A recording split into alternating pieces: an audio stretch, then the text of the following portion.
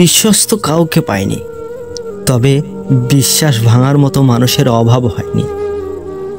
মায়া বাড়িয়ে যাওয়া মানুষগুলো অভিশাপ।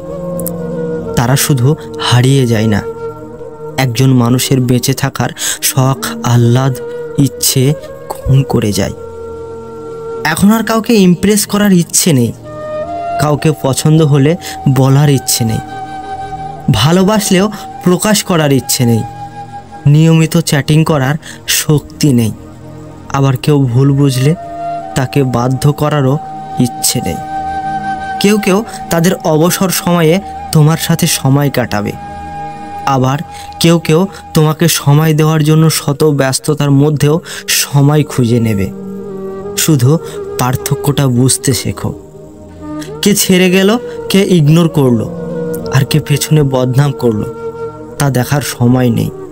কিন্তু কে থেকে গেল আর কে খারাপ সময়ে পাশে থাকলো সেইটা আমার কাছে মোস্ট ইম্পর্টেন্ট।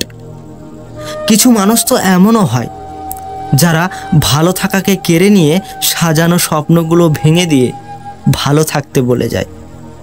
আমরা হাসতে হাসতে প্রেমে পড়ি, তারপর কাঁদতে কাঁদতে মিনতি করি, তারপর নিজের ভিতরেই মরি। ভালোবাসা অসম্ভব সুন্দর না বললেই নয়, বাস্তবতা এতটাই কঠিন যে কখনো কখনো বুকের ভিতর গড়ে তোলা বিন্দু বিন্দু ভালোবাসা অসহায় হয়ে পড়ে। বুদ্ধিমানরা প্রেমে পড়ে একবার, বোকারা প্রেমে পড়ে দুইবার, আর চরিত্রহীনরা প্রেমে পড়ে বারবার।